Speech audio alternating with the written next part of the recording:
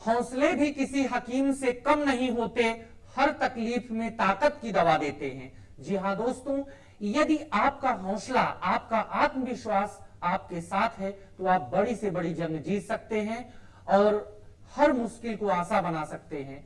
तो इसी positive thought के साथ बच्चे हम क्लास 12th की बायोलॉजी स्टार्ट करेंगे।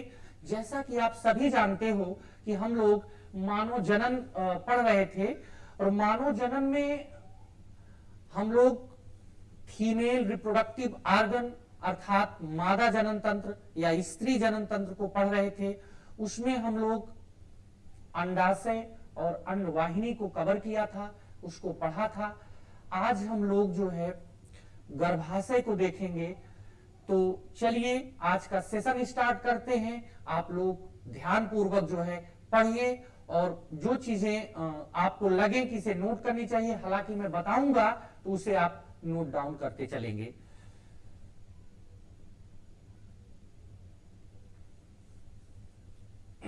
जैसा कि आप स्क्रीन पर देख पा रहे होंगे स्टूडेंट कि हम क्या पढ़ने वाले हैं, यूट्रस पढ़ने वाले हैं। इसको जो है अंग्रेजी में बॉम्ब भी कहते हैं, बच्चादानी भी कहते हैं, हिस्टीरिया भी कहते हैं, तमाम सारे इसके नाम हैं बच्चे।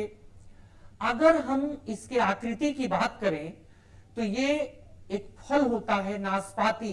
तो नाशपाती को अगर उल्टा कर दिया जाए तो उसी के आकार की होती है, अर्थात उल्टे नाशपाती के आकार की होती है। इनवर्स पीयर कहते हैं उसको इंग्लिश में। और ये जो है गर्भाशय जो होता है 8 मीटर लंबा, 3 मीटर मोटा और 5 मीटर जो है चौड़ा होता है। समझ रहे हैं? ये श्रोणि भित्त भाग से स्नायुओं द्वारा जुड़ा हुआ होता है। श्रोणि भित्त भाग से जो है स्नायुओं द्वारा जुड़ा हुआ होता है। स्टूडेंट आप जानते होंगे कि स्नायु को लिगामेंट्स भी कहते हैं। समझ रहे हैं? अब आगे बढ़ते हैं। जैसा कि आप अपनी टेक्स्ट बुक को पढ़े होंगे तो थोड़ा बहुत आप जानते होंगे कि गर्भाशय के 3 मुख्य भाग होते हैं। फंडस भाग, काय बॉडी जिसे कहते हैं दूसरे नंबर का भाग होता है, तीसरा सर्विक्स। देखिए फंडस, बॉडी, सर्विक्स। अब आइए स्टूडेंट्स की हिंदी के विषय में जरा सा चर्चा कर लेते हैं। सर्विक्स को ग्रीवा बोलते हैं। क्या बोलते हैं स्टूडेंट? ग्रीवा बोलते हैं। बॉडी को काय बोलते हैं। क्या बोलते हैं? काय। इसको फंडस ही बोलते हैं हिंदी में भी, फंडस भाग। अभी हम इस पर चर्चा करेंगे। अब जो गर्भाशय होता है इसके पीछे मूत्राशय होता है और आगे जो है रेक्टम अर्थात मलाशय होता है। तो ये सब चीजें आप जानते रहिए, परीक्षा में भी पूछा जाता है, एमसीक्यूज में भी पूछे जाते हैं।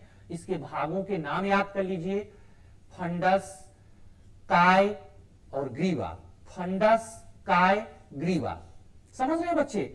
अब जो यूट्रस की जो भित्ति होती है, गर्भाशयी जो भित्ति होती है, एक बाहरी जो पतले स्तर की भित्ति होती है, बाहरी जो पतले स्तर की भित्ति होती है उसको पेरीमेट्रियम कहते हैं, परिगर्भाशयी झिल्ली कहते हैं। याद रखिएगा स्टूडेंट, ये इंग्लिश शब्द है पेरीमेट्रियम, इसकी हिंदी होती है परिगर्भाशय। फिर मध्य जो मोटी चिकनी झिल्ली होती है उसको जो है पेशी अस्तर कहते हैं। इसमें इंग्लिश में लिखा था हमने मायोमेट्रियम, इसको अंतः पेशी अस्तर कहते हैं। ठीक है बच्चों, आगे बढ़े, समझ में आ रहा है? बहुत बढ़िया। अब हम क्या लिखे हैं? 3rd नंबर जो तीसरी झिल्ली है उसमें लिखे हैं आंतरिक ग्रंथिल पेशी अस्तर को एंड्रोमेट्रियम कहते हैं। इसको क्या कहते हैं स्टूडेंट? अंतः गर्भाशयी झिल्ली। अंतः गर्भाशयी झिल्ली। अब जरा परतों के बारे में समझ लेते हैं कि जब एक मादा के शरीर में गर्भस्थ शिशु पल रहा होता है, जब टाइम पीरियड जो है समाप्त हो जाता है, गर्भकाल पूरा हो जाता है, 9 महीने का जब समय पूरा हो जाता है, तब प्रसव होता है, पाडूशियन आप सभी जानते हैं। तो ये मध्य मोटी चिकनी जो झिल्ली है, जिसे मायोमेट्रियम कहते हैं, पेशी स्तर जो होता है, इसमें संकुचन होता है, संकुचन होता है, जिससे जो है प्रसव आसानी से हो सके, बच्चा जो है मां के गर्भ से आसानी से जो है इस दुनिया में आ सके। समझ रहे हैं भैया? आगे क्या है, जो एंड्रोमेट्रियम है, आतर्व चक्र के दौरान, आप जानते होंगे आतर्व चक्र 28 दिन का एक पीरियड होता है मादाओं के अंदर ना, तो आतर्व चक्र यानी कि मेंस्ट्रुअल साइकिल के दौरान जो चक्रीय परिवर्तन होते हैं, साइकिल चेंजेस जो होते हैं, वो इसी के अंदर होते हैं। किसके अंदर? एंड्रोमेट्रियम झिल्ली में, एंड्रोमेट्रियम अस्तर में जो है ये घटना होती है कि जो चक्रीय परिवर्तन होते हैं माहवारी के दौरान, मेंस्ट्रुअल साइकिल के दौरान, वो यहां पे घटित होता है। और स्टूडेंट, एक खोखला और पेशी स्तर होता है गर्भाशय।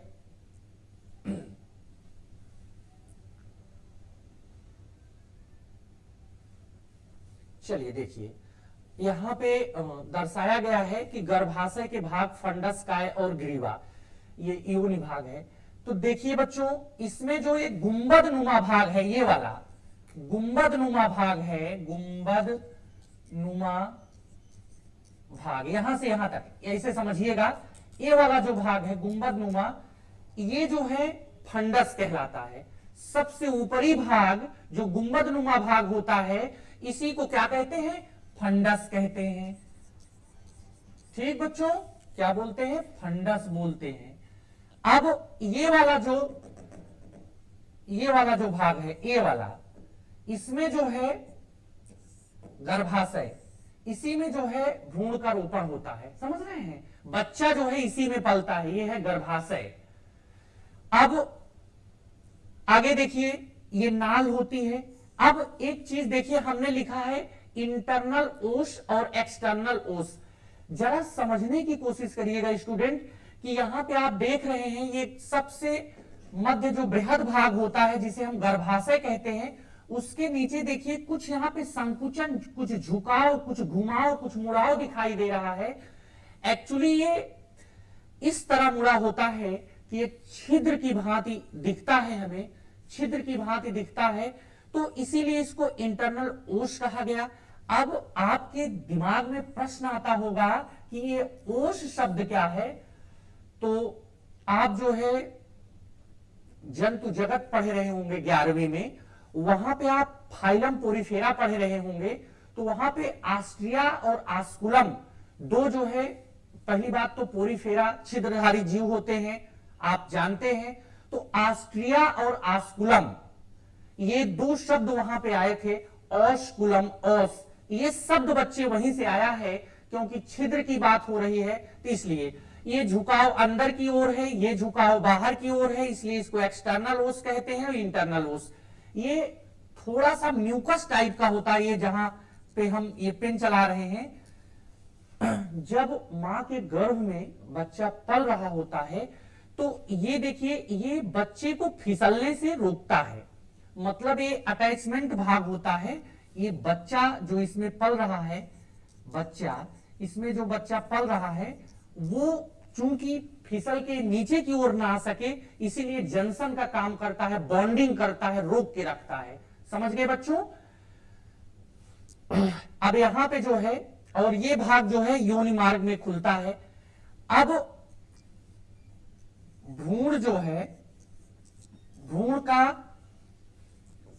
रोपण जो है, भ्रूण का विकास कहां होता है? गर्भाशय में होता है। भ्रूण जो है अपरा के द्वारा, भ्रूण अपरा के द्वारा, अपरा जिसको प्लेंसेटा कहते हैं, समझ रहे हैं, आवल भी बोलते हैं, तो अपरा के द्वारा गर्भाशय की भित्ति से जुड़ा रहता है। गर्भाशय की भित्ति से, गर्भाशय की भित्ति से जुड़ा रहता है, गर्भाशय की भित्ति से जुड़ा रहता है, ये गर्भाशय की भित्ति से जुड़ा रहता है। और ये जो है नाल है, इसको गर्भनाल कहते हैं। क्या बोलते हैं स्टूडेंट? इसको गर्भनाल बोलते हैं। जब 9 मंथ का पीरियड जो है समाप्त हो जाता है, तब बच्चा यहीं से होते हुए इस धरती पर आता है। तो कहने का मतलब कि ये जो गर्भनाल है, ये गर्भनाल और योनि, यहां पे लिख देते हैं स्टूडेंट, याद रखिएगा, ये पूछा हुआ प्रश्न है नीट के अंदर। गर्भनाल प्लस योनि,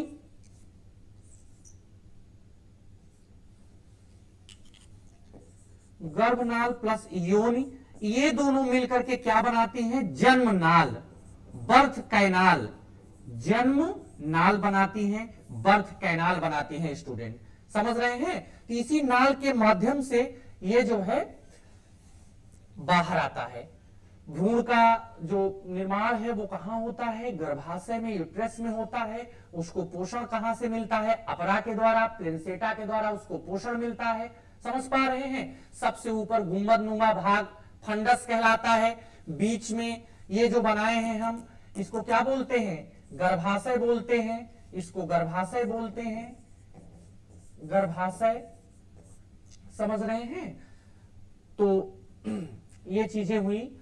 अब बच्चे, जैसा कि आप जानते हैं कि परीक्षा की दृष्टि से तो ये महत्वपूर्ण है, ये है कभी कभी जो है एक अंकीय प्रश्न में पूछ लेते हैं कि इसकी जो है, जो तीनों झिल्लियां थी जो आपको बताए, क्या बताए? एंड्रोमेट्रियम, मायोमेट्रियम, ये सब जो झिल्लियां हैं, इनसे भी प्रश्न पूछा जाता है कि मध्य में झिल्ली को क्या कहते हैं, या चक्रीय परिवर्तन कहां होता है, किस जगह पे होता है, ये सब पूछे जाते हैं। हाँ बच्चे, एक बात और है, जैसे मान लीजिए कि गर्भाशय में संक्रमण हो जाए ना, गर्भाशय में संकुचन हो जाए, बच्चादानी में संक्रमण की स्थिति आ जाए, जिससे कि पूरे बॉडी को खतरा रहे और इंसान सर्वाइव, मेनली जो है हम फीमेल की बात कर रहे हैं, फीमेल में संरचनाएं पाई जाती हैं, तो उसको फिर जो है सर्जरी के द्वारा, जिसको हम हिंदी में शल्य चिकित्सा कहते हैं, उसके द्वारा निकाला जाता है। समझ रहे हैं? तो इसको क्या कहते हैं?